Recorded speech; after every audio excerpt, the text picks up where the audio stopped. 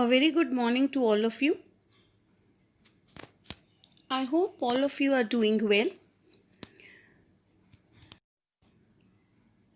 This is Poonam Mahendru.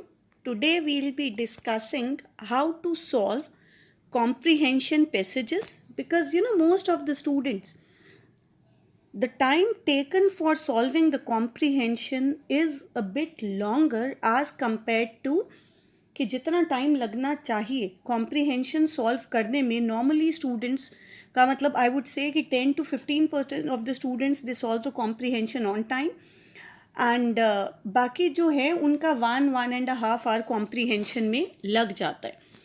So today will be discussing how to read the comprehension, what are the various types, and do we have to read the comprehension in detail, or we have to make the short notes while solving the comprehension, because in your board examination in 11th one comprehension passage is there, but in the board examination in 12th two comprehension passages are there. So let's start. Now what is comprehension? Comprehension is 6 to 7 paragraphs are being given to you. Some questions will be given and you have to solve. Now what you have to do is you have to understand like what you have read, and it should be the thorough reading should be there. But before reading the comprehension passage, the suggestion is you first read the questions, because the questions will be there in your mind, and when the questions will be there in your mind, and then after that you'll start reading the passage, so you can comprehend the key points. You can comprehend the key points and you can find out the answers within the comprehension itself. अब problem कहाँ आती है कि आप क्या skills use कर रहे हो इन रीडिंग. उसके लिए you have to be clear about the subject. Your language should be well defined, and you must know, you should be able to analyze. मतलब उसका जो है इंटरफेस करना आना चाहिए. ये आना चाहिए कि what is the conclusion, what this comprehension wants to tell. मतलब what is the central idea, the main idea about the particular comprehension. That is really important. Then there are many types of reading comprehensions, but जो आपके syllabus में है, it is the unseen passages being given, and excerpt वगैरह, the poetry, prose, these are not there. The unseen passage will be given to you, and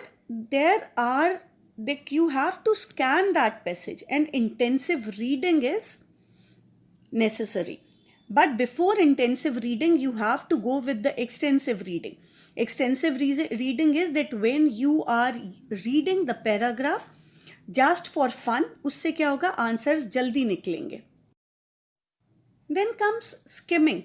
Skimming is like there is a concept also in management business studies कि कुछ companies skimming policy रखती हैं.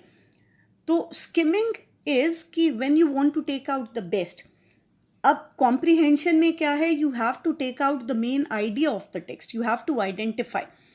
और वो आप कैसे करोगे, you will just quickly look through the text to get an idea कि what does the text concerns, and किस तरीके से आप करोगे इसे स्किमिंग को.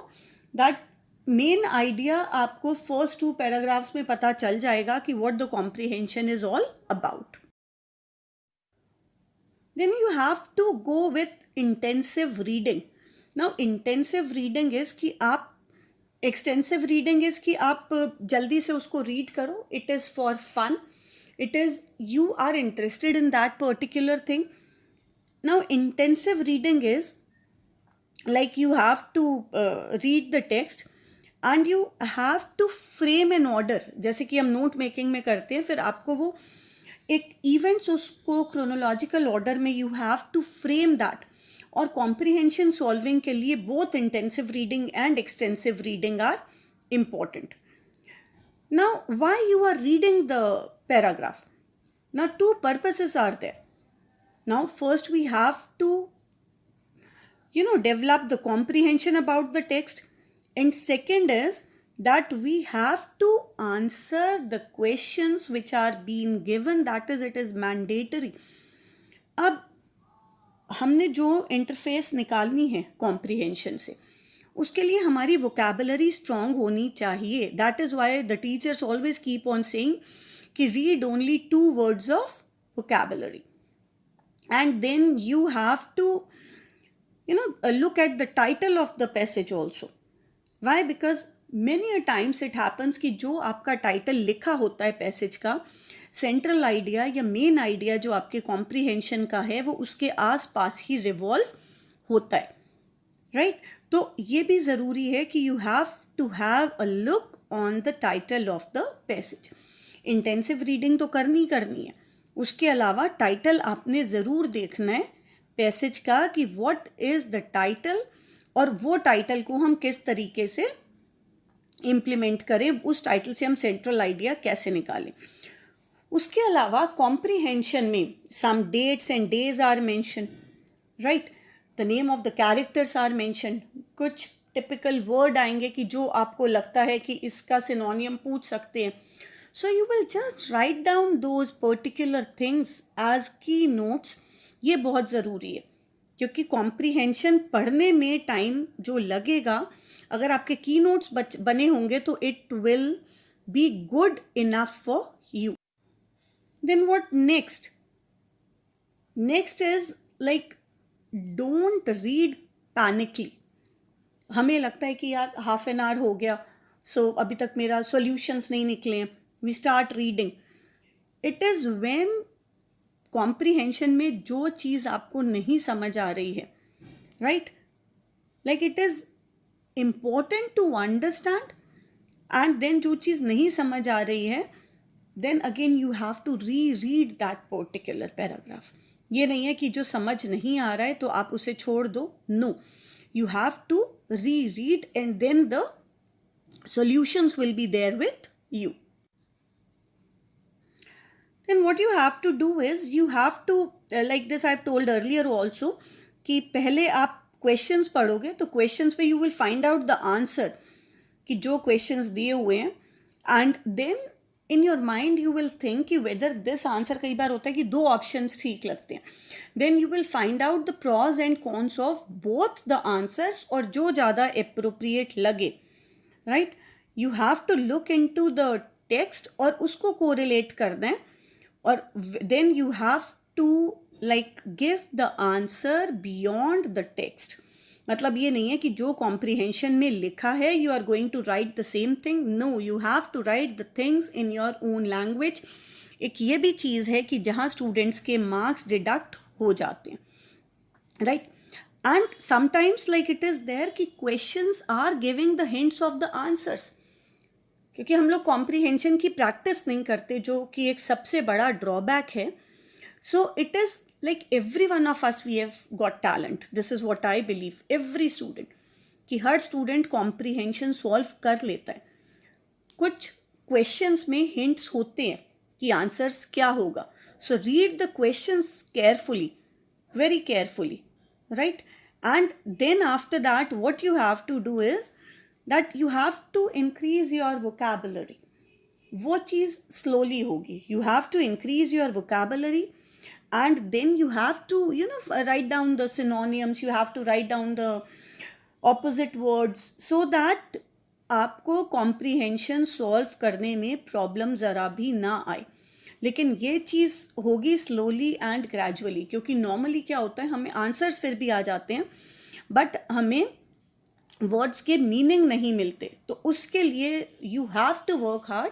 उसके लिए आपको अपनी vocabulary improve करनी पड़ेगी. उसके लिए it is there like you have to write down the words. Normally comprehension में words ऐसे आते हैं कि जो common हो, तो common words की आपको synonyms जो है वो खुद practice करने पड़ेंगे, right? And it is like ये एक अपना target बनाओ, because if you want to be perfect in solving the comprehension, तो ये एक अपना target बनाओ कि एक week में हमें 2 comprehension solve करने ही करने हैं, because regular practice से ही आपका जो है perfection आएगा. You have to follow the strategies That is, yes, I can, yes, you can, yes, we can, and it is you enjoy like doing comprehension. कि कभी फ्री टाइम में आप बैठे हो, एक अपना टारगेट बना लो कि नहीं, मुझे एक वीक में 2 कॉम्प्रीहेंशन सॉल्व करने ही करने. So just a quick revision. Read the questions, focus on intensive reading. Before reading the comprehensions, first read the questions. And for words, you have to improve your vocabulary and practice and practice and practice. Thank you so much. The assignments are being uploaded. I would request, like, the answers of the comprehension will also be mentioned, but do it honestly. Because if you'll do it honestly, you'll only learn. Thank you so much.